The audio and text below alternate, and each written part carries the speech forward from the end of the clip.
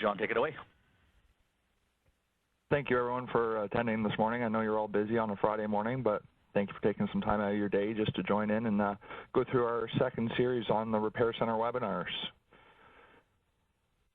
Today's agenda, Sin gave a great introduction. What we're going to be taking a look at today is our time card editing, the Repair Center scrubber. We're going to take a look at some key points inside of that and how to maintain it, and how to add some information into our scrubber. We'll take a look at some key reports inside of Repair Center for you to view. And of course, as always, we'll have a summary and a question and answer period. After each section, Sin will open up the lines just to field any questions during that time. If everyone's ready, we'll get started on this. The first thing that we're going to take a look at is our time card entries. So our time card entering, how do we go about entering time cards? Well, first thing, what is our time card? So the time card is used for tracking and reporting technicians' times per repair order. We have the ability to add times manually, or if using the shop clock through Repair Center, we can have those entries added in as well. We're able to provide a specific tracking of time allocation per RO for each technician.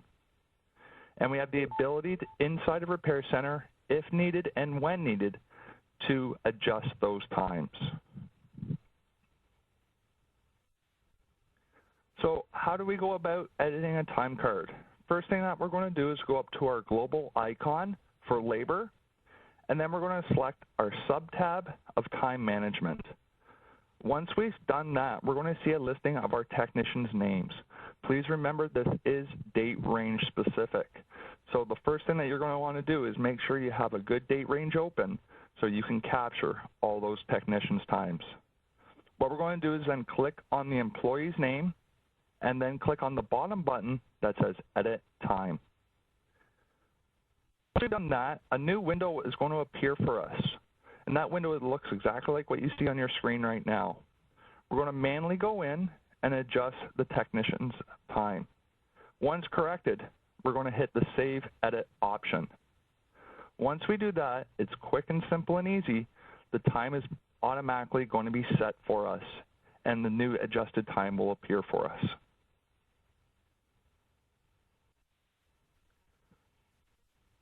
So if we go into our labor time and select time management to add a new time, we go exactly to the same spot and go to add time on the right-hand side. Once we've selected this, we're going to highlight the technician's time that we wish to add, and we're going to select the repair order. At the bottom, once the repair order is selected, we're going to select the labor type option, and then we will select the employee's name from the drop-down box. Once we've done that and we've selected the employee's name and the employee's department that we wish to add the time to, we are then going to move across and enter the technician's time that they started working and they completed working. Once we've done that, we're going to go down to the Add Time option.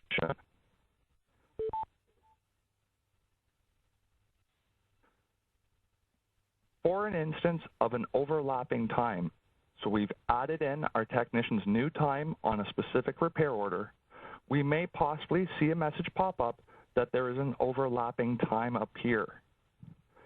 If this happens, what we suggest you do is go to report number 35 and we cross-reference what time is overlapping.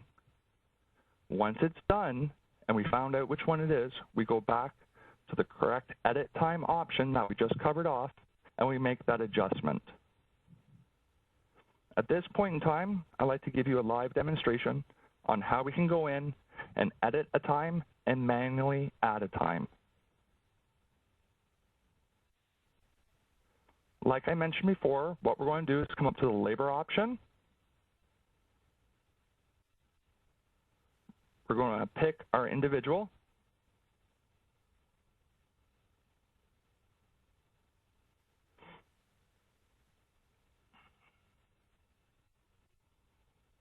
Again, always we want to ensure that we have a good date range and we apply the filter.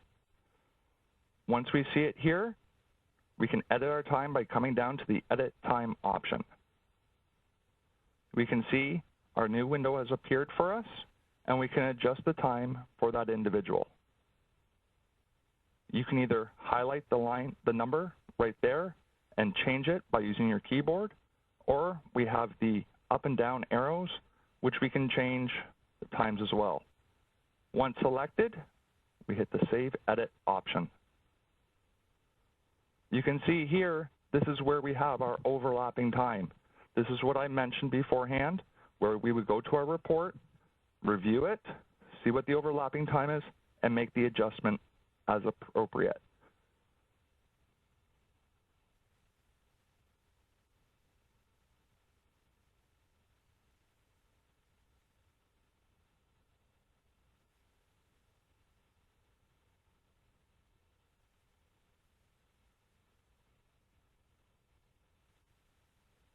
You can see this employee's been punching in and out a lot, so I will be going into my reports and making that adjustment. Where I would go is come up to my report option,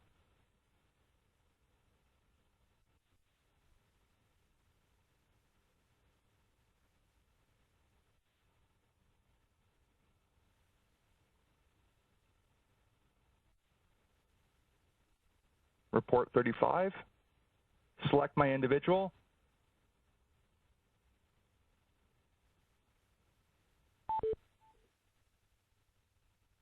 and run my report. When I run my report, then I will see the time that is needed to be adjusted and make necessary changes.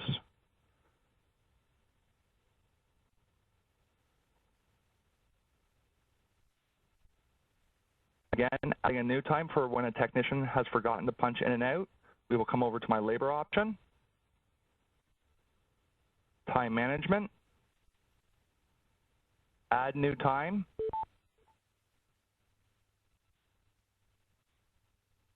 select my RO.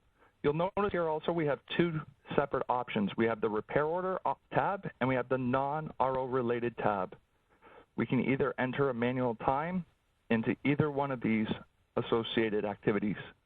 In this case, I want to pick the person who the RO that this person forgot to punch in and out on, or I have not logged their time in, select the labor type that this person used, select my individual, come over to my clock in and my clock out time, and add the time. You will see in the bottom right corner, time successfully entered. It means that Repair Center has taken the time and applied it to that job. Once completed, come down to the close option, and you can see by the letter M indicated on that line, we have manually added that time to that job.